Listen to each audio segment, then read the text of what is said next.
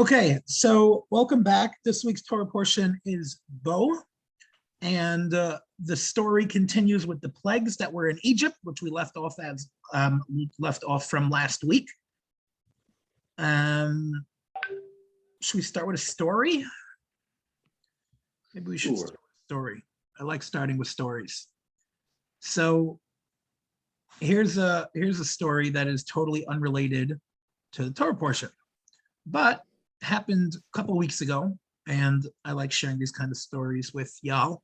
So I heard it from the king of stories, Rabbi Biderman in Israel, and this happened a couple weeks ago in Bnei Brak in Israel as well. There is a event hall in a particular area of Bnei Brak that has two rentable spaces in it. One of them is larger and one of them is a little bit smaller. So the manager deals with bookings, and he accidentally double booked the hall for a Sunday night. So I guess this is like 2 weeks and 2 days ago. And he by mistake double booked it. And nobody understood that until the night came when people had their celebrations. I don't know if it was weddings or other, celebrations, and everybody came with their guests expecting that they were going to be in the bigger hall because they were big groups. And then there was chaos because there was only one big hall and the other one was small. And there was a lot of debate, to put it politely, and a lot of bad blood, and people were very upset at the manager, of course, and everybody was kind of holding their ground and wanted to be able to host their guests properly. The owner of the building came in and saw what was going on. He fired the manager on the spot for messing up like this in such an embarrassing way. And he approached both parties and tried to convince one of them to be willing to take the hit here and go into the smaller one. He offered all kinds of incentives. I'll give you the meal for free. I'll upgrade your meal. We'll put everybody up for a weekend in a hotel, trying everything, but nobody wanted to because the guests were there and they wanted their guests to be, received properly in a nice place. And finally, the owner is beside himself. He has no idea what to do. He already fired the manager, but what's he going to do? The place, people have to now have their parties, and somebody's got to move to the other room. So he approached one of them and he said, listen, in Judaism, it's a very powerful thing to be mevater, very powerful thing to be the one who's willing to step down and give in to another person. And who knows what kind of merit it could bring to you and your family if you're willing to let this go and move into the smaller one.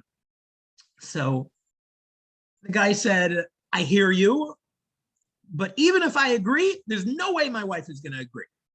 So the owner says, okay, can I talk to your wife? Sure. So they walk off to the side and talk about it. And he says, listen, I don't know, but I think this is like a big mitzvah you could be doing because you're saving a lot of people from very uncomfortable and embarrassing situation.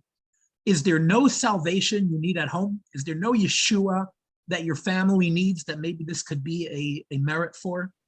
And she starts crying and she says, yes, in fact, my father was diagnosed with cancer recently and he's about to start chemo. And, maybe I should do it in his merit. So she agrees to do it. She says, one condition, I want it to be a full mitzvah, and therefore you need to reinstate the manager that you just fired. And then I'll feel that, it's a real mitzvah, full, complete mitzvah of being the one that's, willing to step down. And keep in mind, at this point, after all this fighting back and forth, it takes a real, it's a really hard thing to swallow that and just be the one to give in. So he did that and he agreed. He reinstated the manager. This was Sunday night. And Thursday night, the owner gets a phone call from Belgium, which is where this family was from. They were just visiting kind of temporarily in Israel. And he says, you're not going to believe it, but we went for chemo. The first round of chemo was on Thursday in Belgium. We went to the doctor and they did a CT scan right before they were going to start chemo. And they said they saw that the growth was not cancerous. They were 100% sure it was, and that's why they scheduled all this treatment.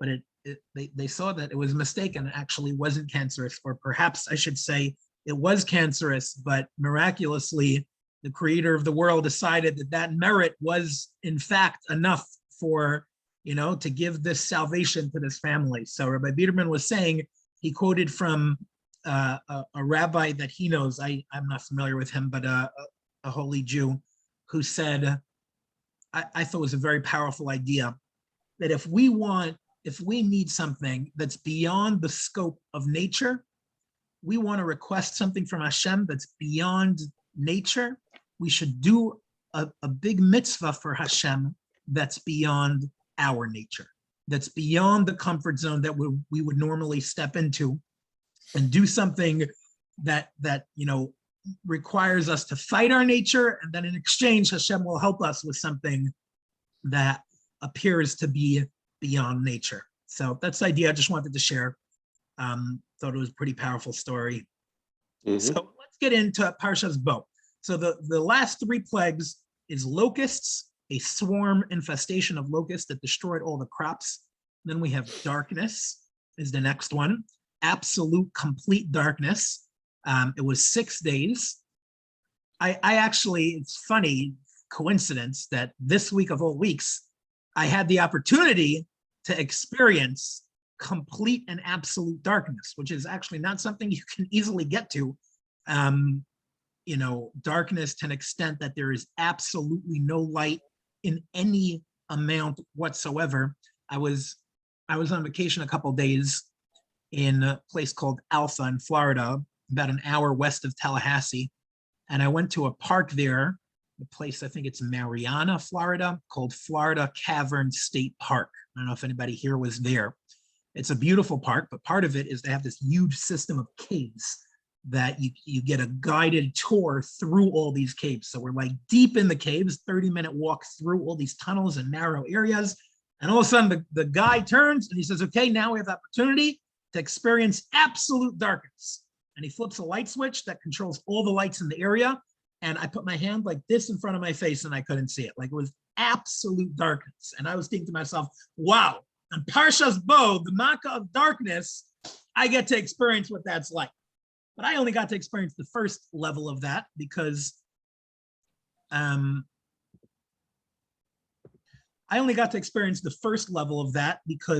after the first 3 days, the actual darkness elevated to another level higher than that, to the extent that the Egyptians were not able to move. So that is obviously miraculous. Hey, but guess what? All these plagues were miracles. So don't be thrown off by the miraculous nature of it. That was what it was all about. But it was somehow such a real entity that the Egyptians couldn't move during this darkness. And the darkness was actually cover for two things. One of which, I guess you can say, was a good thing for the Jewish people, and one of which was unfortunately not a good thing for the Jewish people. So one reason, I don't know if I call it a reason, but an additional purpose that the darkness served was that during the plague, the Jews had the opportunity to go through the Egyptians' home and search where their valuables were. Hashem decreed that the Jewish people would be able to take wealth with them when they left Egypt, which I suppose could be the bare minimum of compensation that a nation could get for hundreds of years of forced labor. And they knew that there's going to be this point of time they're going to be leaving, and they're going to say, okay, give us that kind of compensation, give us money. And they would be told, oh, no, we don't have money. We spent it. It's in the bank. It's in assets. It's frozen, all kinds of excuses. And then they'd be able to say, no, it's under your pillow. It's in your back cabinet. It's in your attic. We know exactly where it is. And they can go ahead and be able to take that. The second purpose, additional purpose that the darkness served was, like I said, a much sadder reason, was because unfortunately not all of the Jewish people merited to be able to leave Israel. To be able to leave Egypt with the Jewish people and merit to be chosen and given the Torah to at Sinai. And the reason for that is because some of them had assimilated so terribly into Egyptian culture, and they had decided on their own will that they wanted no part in this. They had no intent or interest in returning to their fold, returning to the moral expectations of what the Jewish people would be like.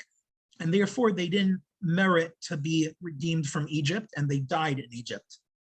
So our sages teach us that they died specifically during the plague of darkness, and that was very intentional because Hashem didn't want the Egyptians to see a large number of Jews dying during a plague, because then they're going to think, oh, this is no plague.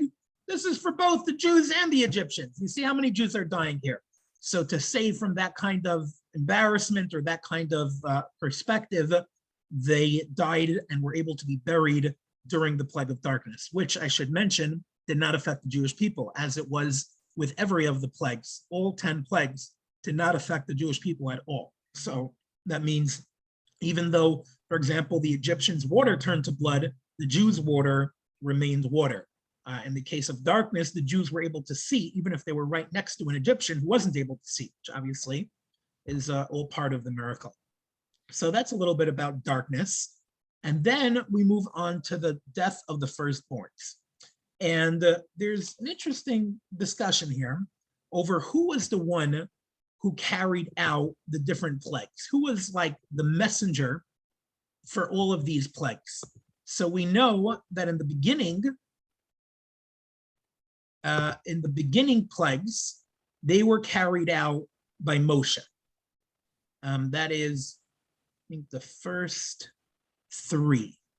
Yes, the first set of plagues, the blood, the frogs, and the lice, were carried out. Oh no, I'm sorry, they were carried out by Aaron, Moshe's brother. And they came from the water and the earth, and they're considered by some to be a little bit of a lesser form of plague, and they were performed by Aaron. And just by the way, there's like a lot of different ways in which these are grouped together. So one perspective here is that the first set of 3, the blood, the frogs, and the lice, demonstrated the existence of Hashem, which was in response to Pharaoh's denial of Hashem. The second set of plagues was the wild animals, the epidemic, and the boils, Arev, Dever, and Shechin. Those came from the ground and then also from the ear. And that's considered a little bit of an even higher form of plague and was performed by Moshe. They demonstrated Hashem's control over all of the world's detail, because Pharaoh claimed at a later stage that even if a God existed, he has no authority over the world presently. And therefore, this was a response to that, to show him that he has absolute control on the everyday going on of the world. He was able to send the animals in epidemic and boils, so that was able to prove that. And then the third set demonstrated God's power and the fact that Hashem's abilities are absolute and are unparalleled, and that is because another level of Pharaoh's denial of Hashem was that even if there was a God and the God had powers, there are other gods that have equal powers. So these last 4 plagues came from the sky, that is the hail, the locust, the darkness, and the death of the firstborns. And these were the highest form of plague and were performed by God himself. Okay, let's take that for granted, that they were performed by God himself. But if you look at the text for this plague of the firstborn, it doesn't appear to be so cut and dry. It's not so simple. So let's see where this is. This is in chapter 11, verse 4. So Moses said, this is the Jewish people, this is Moses speaking about what the upcoming plague of the death of the firstborns. So said Hashem, at about midnight, I shall go out in the midst of Egypt. Every firstborn in the land of Egypt shall die, from the firstborn of Pharaoh who sits on his throne to the firstborn of the maidservant who is behind the millstone, and all the firstborn. So who killed the firstborn? It is clear that Hashem went out. It says, Hashem, at about midnight, I shall go out in the midst of Egypt. But then it says, every firstborn shall die. That seems a little bit, I would say almost like intentionally different, or or most vague in a way. Because if it was Hashem who went out and Hashem who killed them, why couldn't the text of the Torah just say, I shall go out through Egypt and kill every firstborn Egyptian? Well, what's with this interesting terminology? I'm going to go out and everybody's going to die. I'm not telling you how. Everybody's just going to drop dead. But not necessarily am I the killer. So this is a question that some ask. Is it true that it was Hashem who killed the firstborns directly? And if it wasn't, what was Hashem's role that he needed to go out and about? So I saw an explanation of this from the Or HaChaim. I like to quote the Or HaChaim a lot. The Or HaChaim says that there was a very interesting side outcome of the death of the firstborns, and that was total confusion in the land of Egypt over the family structure in the Egyptian culture. So we know, because we've seen this repeatedly, that the Egyptian culture was very immoral and deprived, and the family life was affected by this because people weren't being faithful to their spouses. So the death of the firstborn killed anyone who was truly a firstborn, both from a mother, from a woman, and also the first child that a man created as well, obviously through a woman. But it's almost impossible to know who is that real firstborn through the father as well. And it became very embarrassing for the Egyptians when they understood that the firstborns were dying, and then you have a nice family of 4, and the third to oldest child dies in the plague of the firstborn. Like, whoa, what happened here? You're the third child, you're the 4th child, and our firstborn is alive. Well, obviously the family dynamic that you thought it might have been is not truly what happened. They exposed a lot of immorality that happened in Egypt. So it required a very fine, ability to be able to really determine who was the firstborn, which is obviously not something a human being could do. Our Chaim says it's not something an angel could do also. And therefore Hashem had to be involved. And he was, so to speak, what they would call the spotter. Hashem was the one who pointed out and said, okay, these people, this is a Bechar, this is not a Bechar, this is a firstborn, this is not. And then it was actually an angel that carried out the actual killing of the firstborn. So the Or HaChaim goes very deep with this. And he brings up a Kabbalistic idea that I think I mentioned in TorahTalk once, a bunch of weeks ago. You could remind me if that's true, if that's not true. Maybe it was somewhere else that I was teaching. So he quotes a Gemara, the Talmud in Shabbos says, there's a couple of stories in the Talmud that involve a great sage coming across an individual who was not a very worthy person, who had whatever sins he carried with him, and for whatever reason that he was condemned to death. So I don't know whether it means that he did a sin that could have been liable by punishment of death, or whether there was some other calculation, but I'm not getting into that kind of destiny discussion. But rather, the manner in which they died was pretty fascinating. It said the sage, the rabbi, looked at this individual with his eyes, and he turned into, and I quote, a pile of bones. It's a pretty crude term to refer to a dead person. Like, he turned into a pile of bones. What does that mean? This would have been something we would have talked about in the series on baffling Talmudic passages. Did you ever feel the penetrating look of someone? I had a teacher whose main punishment when I was a kid was deep, penetrating looks. And if somebody was making trouble, it would be this strict, stern look. But thankfully, I never dropped dead from such a look. My teacher didn't have such superpower abilities. So the Or HaChaim wants to know what's up, what's going on here. How could a sage, who's a great rabbi, who's a holy person, his eyes are the cause of death of somebody? So he explains this Kabbalistic idea of as follows. There are holy and good elements in the world we live in.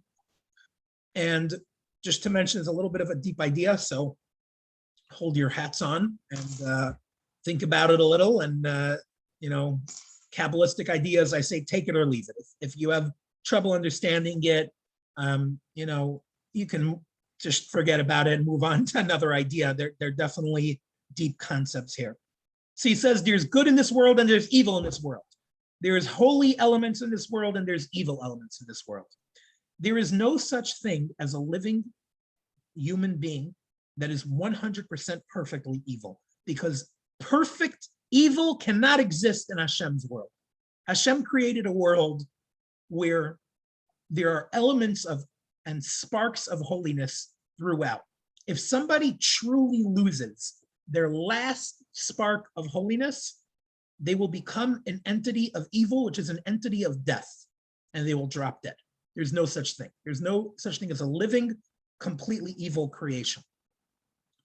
There is a phenomena in the spiritual world that something that is perfectly holy, very, very holy, attracts holiness towards it.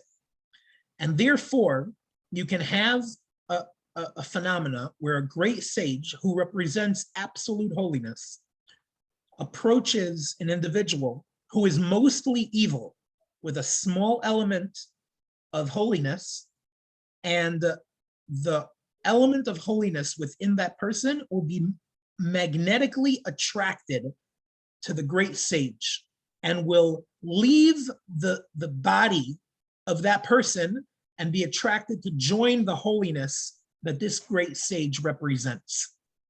If that happens, at that point in time, the individual will be considered purely evil because he's lost his last element of holiness and will therefore turn into a pile of bones, which means lose his ability to exist. And his body will just become its physical nature of bones without any life force within it. That's how those sages, by the way, it's not like there's dozens of these stories. I think there's 2 of these stories. Don't quote me on that, but there's a small amount of these stories. That's how they were able to cause the death of another person, through that method. Says the Or HaChaim, that's what happened in Egypt, and that is how the firstborns actually died. The firstborns in Egypt were evil people like the rest of the Egyptians were, but they had an element of holiness within them. And when Hashem and the angel passed over Egypt and went to these houses, that kind of magnetic force sucked the element of holiness within the Bechar, the firstborn, and that's why he died. I don't know if we have any Harry Potter fans over here, but I was an avid Harry Potter reader many years ago, and this right away reminded me of the Dementor's kiss. So if anybody's listening and is familiar with that, you'll know exactly what I'm saying. The Dementor's kiss was like this ability for a demon to take out the soul or elements of good within a person. Not a perfect analogy, but if you're a Harry Potter fan, you might appreciate it. So that is how the firstborns in Egypt actually passed, actually died. And the Or HaChaim explains, it goes on an even deeper level, I would say, that actually one more aspect of that I thought was fascinating is he says, this is the reason why there is magnetic forces in our natural world, because Hashem created a parallel between the physical world and the spiritual world. And for everything that happens in the spiritual world, there's some kind of representation of that in the laws of nature. And the purpose of that, says the Or HaChaim, is to show us what goes on in the spiritual world. So if I told you this concept of a magnetic pull, so to speak, between elements of holiness and elements of holiness, you might say, what are you talking about? Who ever heard of such a concept that 2 items that are not touching could be attracted to each other? Then I would say, what about magnets? That's what magnets are. Probably everybody here has on their fridge a magnet.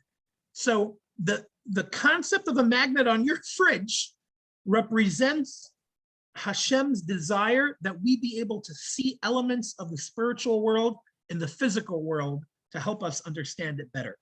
So he says that everything that's evil has a good version of it. Everything that, or I should say probably the other way. All elements of holiness have something that kind of counteract it. The element of holiness of the Jewish people, to an extent, is, as it says in, one second, let me look this up real quick. I think it's in the Torah, in Devarim. B'ni Bechori Yisrael. Hashem says about the Jewish people, they are my sons, my firstborn, the Jewish people. The Jewish people are Hashem's firstborn nation. But for as long as the evil, I guess you can say like parallel to that, the parallel to that was the evilness in the firstborns of Egypt. And for as long as they were around, there couldn't be a perfect Jewish nation that was going to be taken as the firstborn nation of Hashem. So the firstborns needed to be eliminated so that that evil force wouldn't prevent the Jewish people from being chosen as the Bechar firstborn nation of Hashem. So that's what he says is part of the reason why the Makas Bechoros had to happen and why it was the final step. And after that, the Jewish people were basically cleared for takeoff to be able to become Hashem's nation. Okay, so that was pretty deep. Let's talk about some more down-to-earth ideas. We have, drum roll, a couple of mitzvahs in this week's Torah portion. We have not had mitzvahs in the Parsha in quite a while. There are only a very small handful of mitzvahs in the entire book of Bereshis, but now we have introduced to us a few of them, which I want to talk about briefly. Part of my goal in Torah Talk in general is to highlight the mitzvahs that are talked about in the Torah portion to whatever extent time allows. So let's get into a couple of those. So the first mitzvah that was given in this week's Torah portion is sanctifying the new moon, which, if you ask me, seemed like a little bit of like a boring mitzvah, because like there's so many mitzvahs that involve our day-to-day life. You know, if you had to think of like the top 10 most important mitzvahs, I don't know that sanctifying the new moon once a month would make it to the top 10 list. So what was so important about it? So the truth is that it is crucially important to literally to the survival of the Jewish people in terms of their ability to serve Hashem. And that is because the cycle of the new moon creates the cycle of the Jewish calendar, which tells us when we observe our holidays and Shabbat as well. So what we're leading to in the Exodus is, of course, the holiday of Passover. And even in this week's Torah portion, we have the mitzvah of the Karban Pesach, the sacrifice of the Karban Pesach, and the mitzvah of eating matzah and all kinds of Passover-related things. But there is no Passover if there's no calendar. So it was crucial that we have an established system to know when the days fall out in the month to be able to follow the Torah's instructions of when we celebrate our holidays. So that's why it's extremely important. It happens to be, we have it easy now. For many, many decades, many centuries, the process of sanctifying the new moon was really complex. There are tractates in the Talmud dedicated to this, and an enormous amount of Jewish law dedicated to the exact process of how this happened.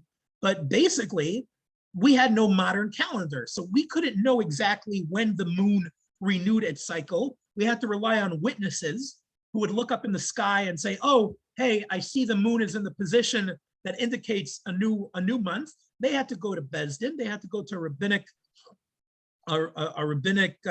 Beit Din, and they had to testify, and they were cross-examined. And if they were accepted to be proper witnesses, then word would go out that we are able to create the next cycle of months. And if there is a holiday in the months, which there is in many Jewish months, we'll be able to tell you when to celebrate that holiday. Otherwise, we were always in limbo. Like, yeah, we know Passover is coming up. It's going to be like in around 2 or 3 weeks. You know, we don't know exactly when. But then they were able to set it each month.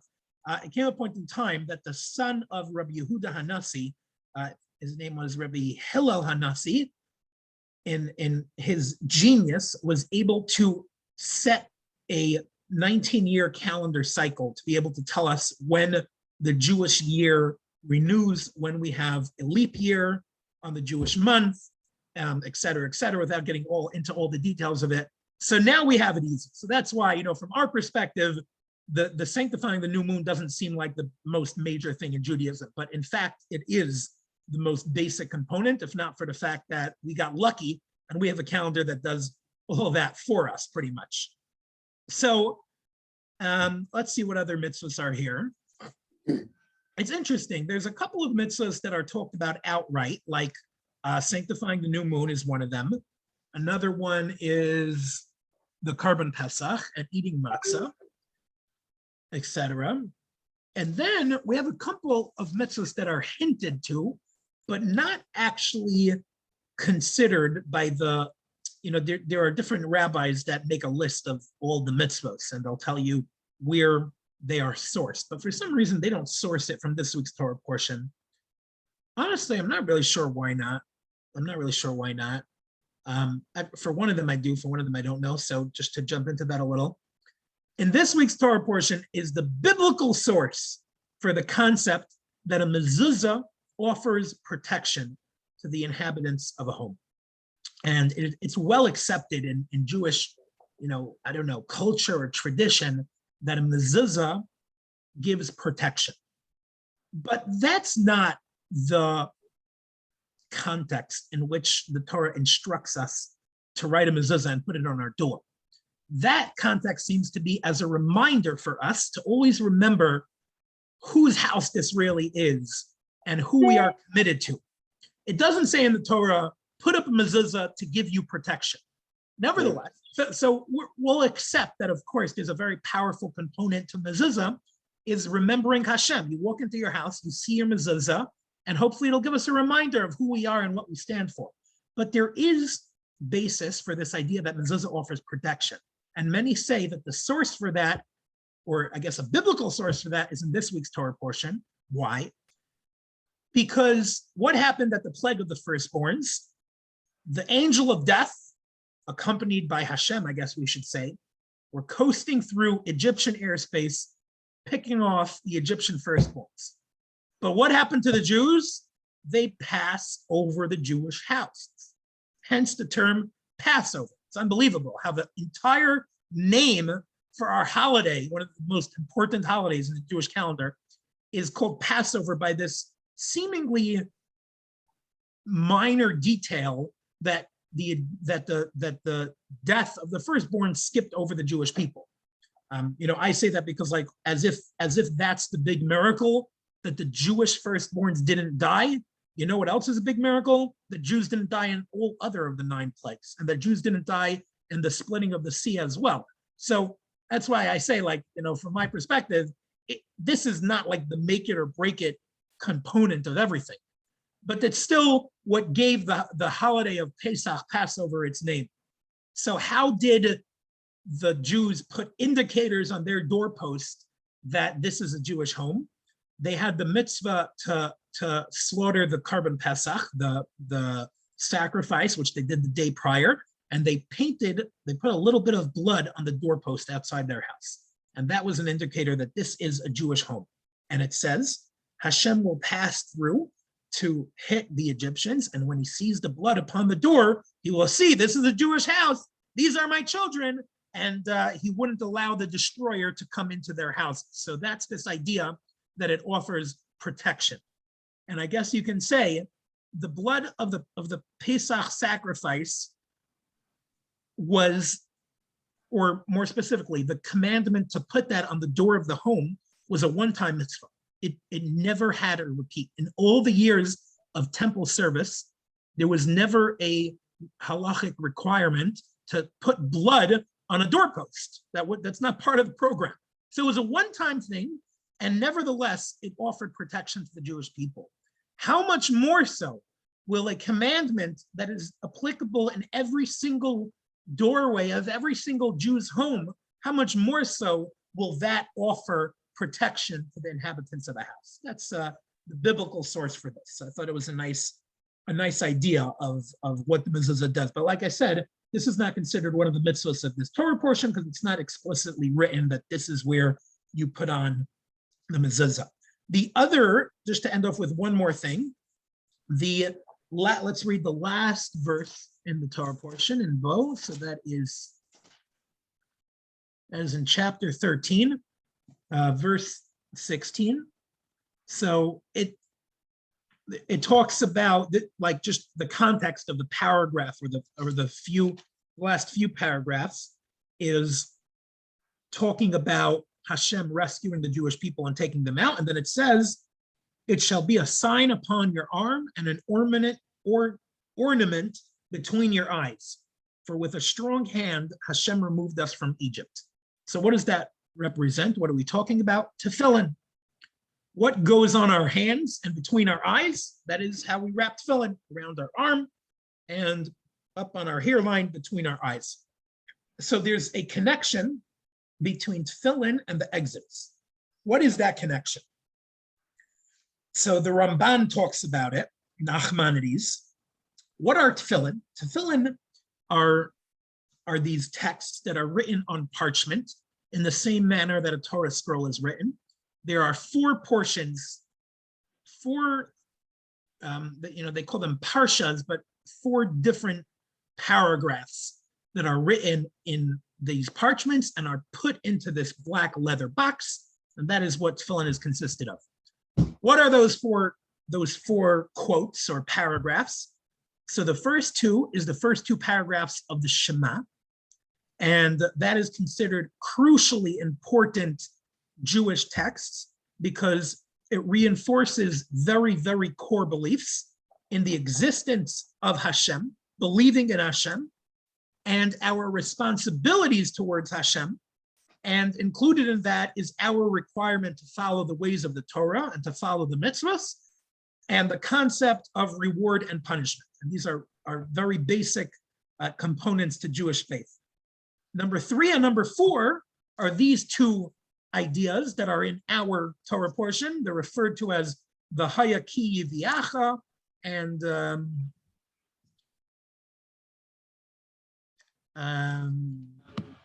other one, Hayaki Yiviacha, Kadosh Likol Peter Rechem. Okay, I forgot how it's referred to, but either way, these two ideas, and they talk about the Exodus from Egypt. So what's so important about that?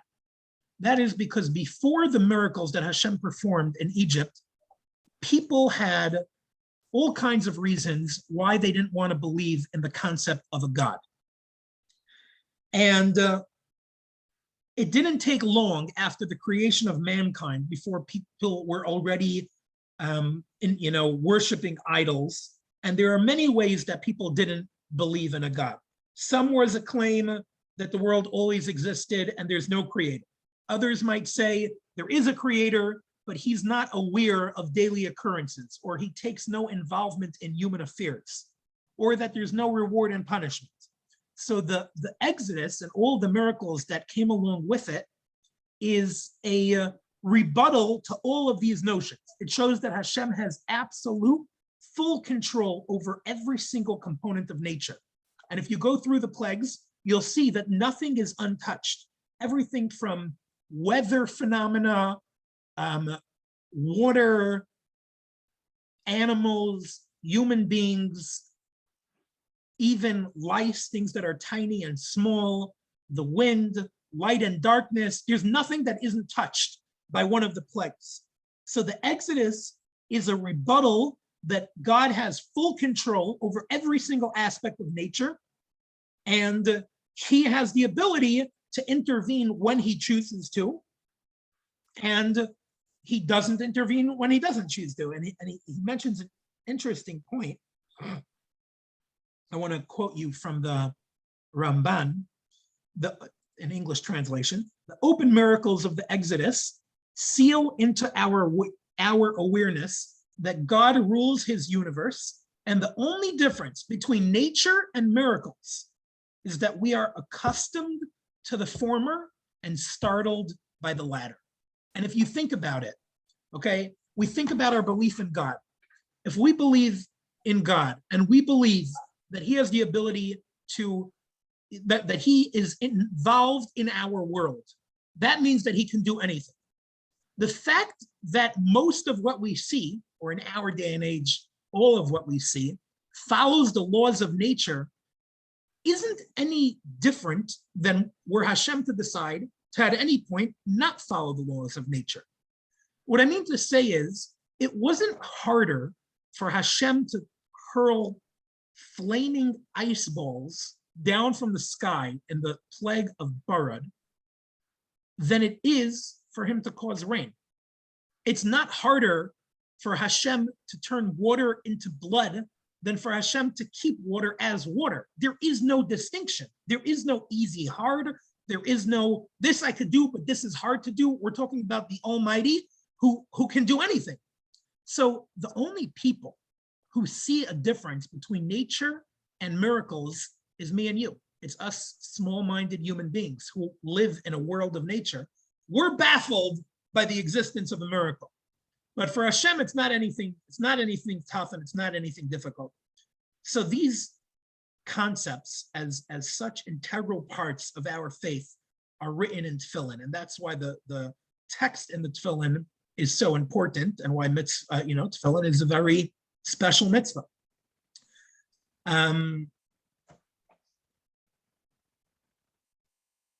So I think another little takeaway, and we'll end with this. If it isn't difficult for Hashem to do a miracle, it's clear that the miracles were done for our eyes, for our perspective, for us to learn from.